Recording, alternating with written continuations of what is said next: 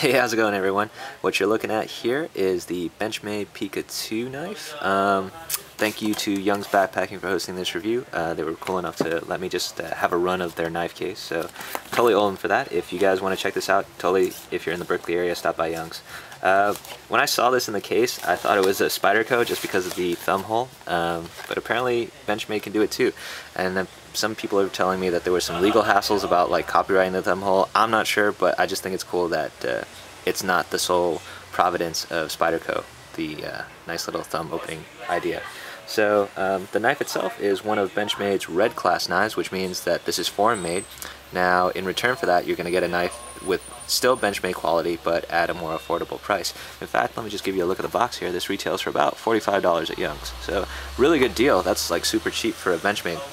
Now, how does the knife itself stack? Well, just looking at the knife itself, the handle material is a molded thermoplastic, and it's got this weird funky little pattern here, but it gives you a decent amount of grip.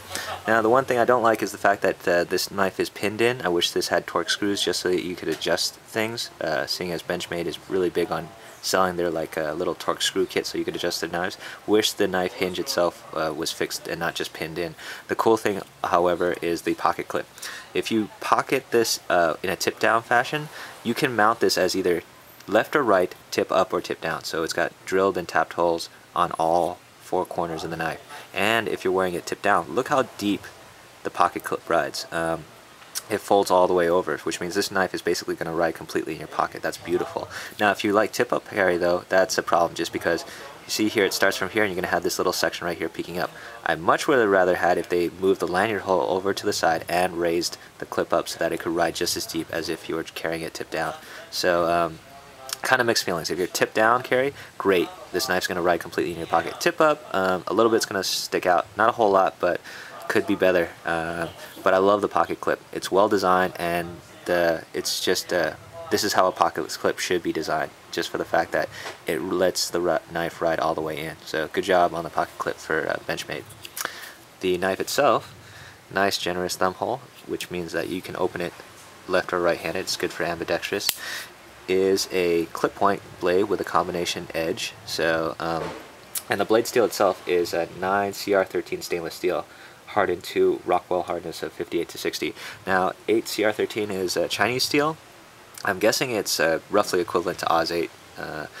If it's from Benchmade, though, their quality control is pretty good. So usually I'm leery about made in China steels, but under Benchmade's quality control, I would trust it. And plus their customer service is excellent, so if you ever have any problems with their blades, give them a call. They will sort you out. The blade in this particular example is 3.5 inches, and it's about 0.115 inches in thickness, so almost 1/8 of an inch thick. So this knife I would be able to use for a lot of pretty heavy duty stuff. You have a slight little thumb ramp on the back here with some pretty decent jimping, so you can get like a good purchase onto it. And plus the shape of the knife right here, you have this nice little pseudo choil cut out right here, so your hand fits really well. Get a nice tight lockup when you're using this knife for good use. The overall length of the entire knife is 8.3 inches, and closed it is 4.8 inches. Now this is a lockback design. I've already explained how a lockback works, but I'm going to do it again anyway. If you look right here, you see that silver bar? That's a resistance bar, and that provides tension to this locking mechanism that rocks on this hinge like so. It pushes against that silver bar that you saw. And then what that does is that hooks in to this blade right here, so it catches right there. And to disengage it, you just push on the locking mechanism. Now, a lot of people complain about lockback knives just because they say you can't open and close it. Well, you can't close it one-handed versus, say, a liner lock or a frame lock or an axis lock. However, Benchmade did a really good job. If you look here, this has a pretty generous ricasso, which is the area right underneath the blade. So what you can do is, if you use your thumb to depress the lock, you can just flick it forward and do like so. You'll notice that your finger catches on the ricasso and you don't get cut by the blade. Plus, once you flick it forward like that, you just shift your grip a little bit, and you can close the knife.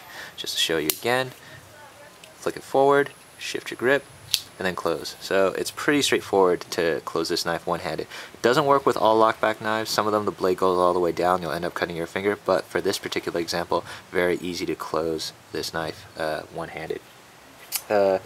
The blade itself is a little bit heavier than some other knives. It's 2.88 ounces. Not super heavy, but not the lightest knife out there. But in return, you're getting a very well-made, heavy-duty knife that you can use for everyday carry.